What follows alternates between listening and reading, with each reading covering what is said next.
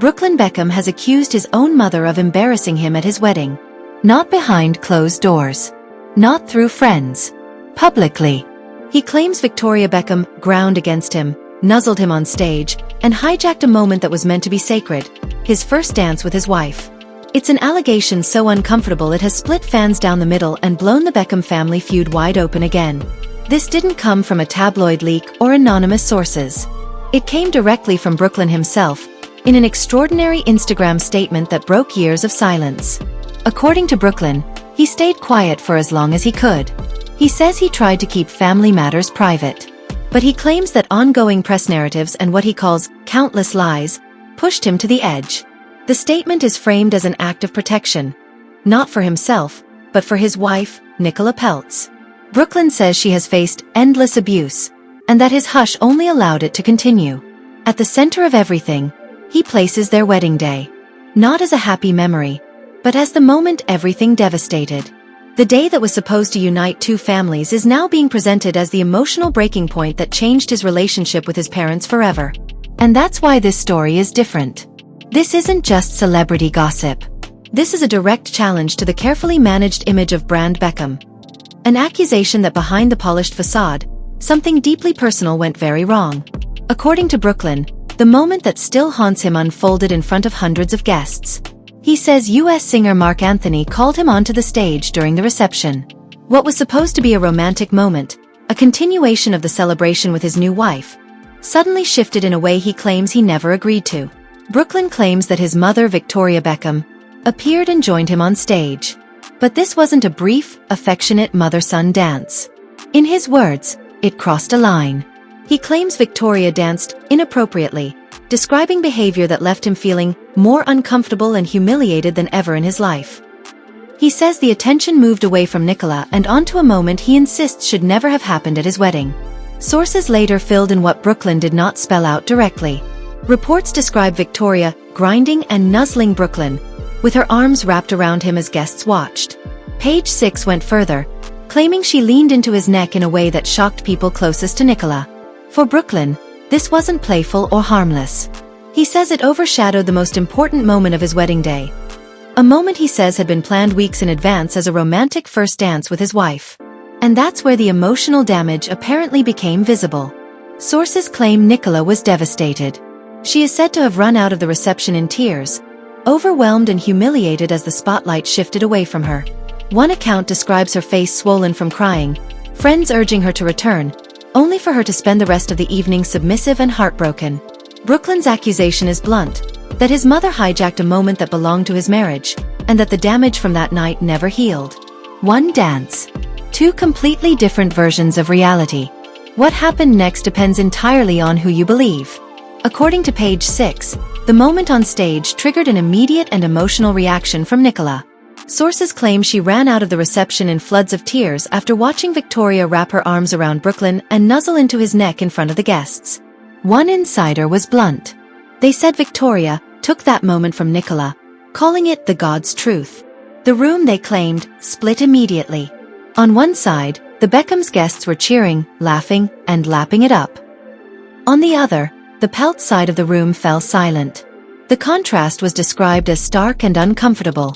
Nicola's friends reportedly followed her, urging her to come back downstairs. By the time she returned, her face was swollen from crying. Sources say she stayed for the rest of the evening but was visibly upset, quiet, and devastated. A bride left heartbroken on her own wedding night. But that's only one version. Another set of sources paints a completely different picture. They insist there was no hatred, no inappropriate intent, and no attempt to steal the spotlight. According to them, Victoria was simply a tad tipsy, and having fun in a room full of people who were already celebrating. These insiders claim guests didn't see a problem at the time, and that the idea of the dance being inappropriate only emerged later, once tensions had already hardened. They also push a far more uncomfortable counter-accusation, that Nicola didn't want Brooklyn dancing with his mother at all, and that she kicked off over something that, in their view, was innocent. Same room. Same night. Wildly different interpretations. For Brooklyn, this wasn't just about a dance. It was the moment everything snapped. Sources say he spent an entire weekend excruciating over whether to finally speak.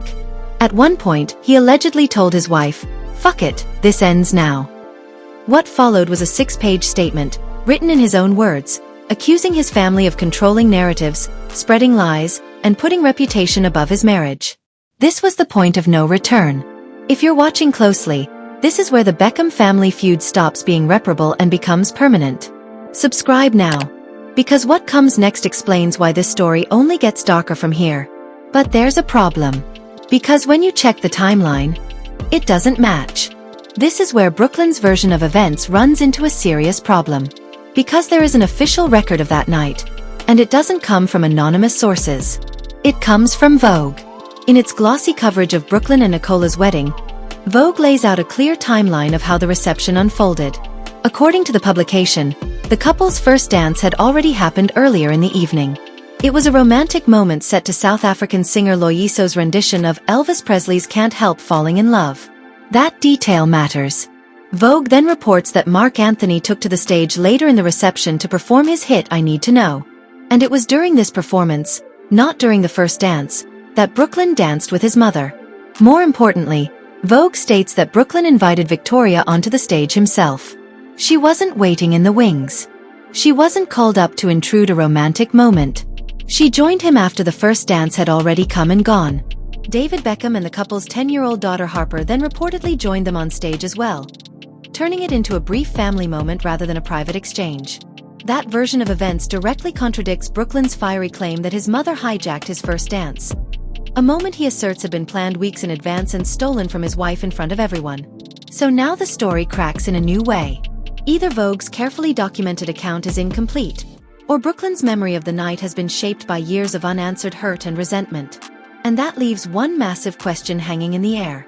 Because the one thing that could settle everything once and for all may never be seen.